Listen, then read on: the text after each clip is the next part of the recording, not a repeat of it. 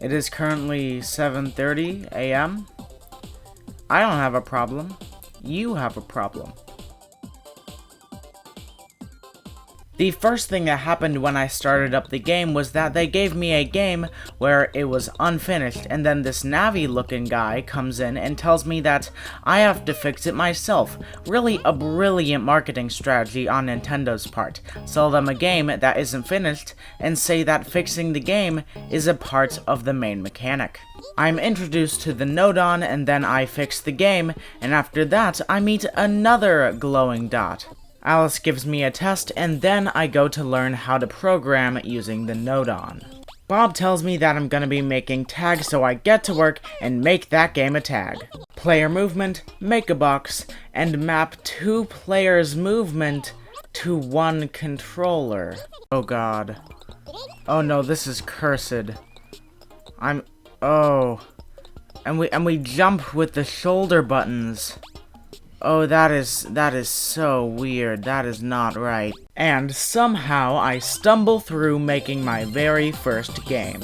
So I have now done what is basically the tutorial, so I kind of know the basics. And I could keep going and learn how to play the game, but I think it would be a lot more funny if I just went in blind with no idea what to do. That looks right. So that might... Yes, okay. So now after some fiddling, I have made it so that the camera follows the player and we have some basic movement. That is very good. Seeing the game and being able to move your character are all very good steps. I think the kind of game that I want to make is like a platformer, but vertical, and we are on a time limit. So it's a race to the top. I don't know how I'm gonna do that yet, but I think it's a pretty reasonable idea for my, second game, my first game without any instructions. I've been working for a while now. Let's check this out. That's not good. Everything just disappears. Okay, wonderful. I have got to find out why that happens. Why does that happen? Ah, now I see the problem. Everything wanted to be destroyed and to destroy everything else. Now that that has stopped, things may go a little bit more smoothly. 20 minutes in and I have made a big tube. Things are going surprisingly well, actually, but it took a long time to get here. I'm serious about that. It took a long time to make a big tube.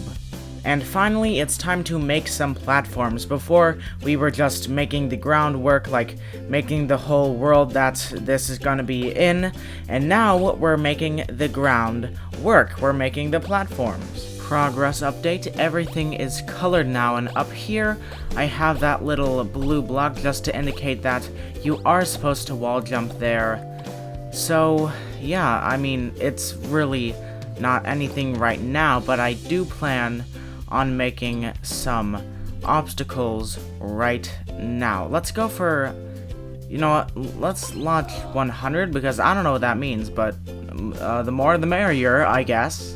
Why are these not destroying the player? These are supposed to be obstacles. Ugh, come on, it's another thing to figure out. Alright, I know what's wrong now. The projectiles were destructive, but the player was not destructible, so now, if we go up and try to get hit by one of these, then you can see that it works. Works perfectly, and now we have to work on the next problem. A million things to do. Now the restart system is done. You see, you go out of here, the object break goes into a timer, and that goes into a retry.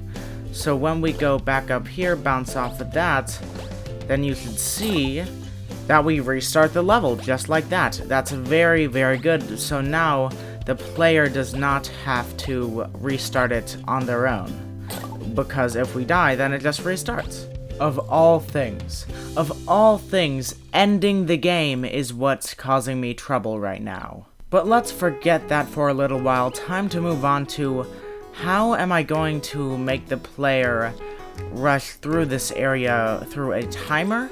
Because I think if I just set this to 15 seconds and tie it into a reset, then that may work. That's 13, that's 15, perfect. So if I go and try this, is it gonna work? Is it just that simple? So we're just lollygagging around. We're taking our time. And even if we avoid that, those boulders instantly reset us. But I think we should have been reset by now, so I don't think that is working. Yeah, alright, I'm gonna have to figure something out. I just had an idea. Okay, so we need something to start the timer, and we want it to start at the beginning, so what do we do at the beginning?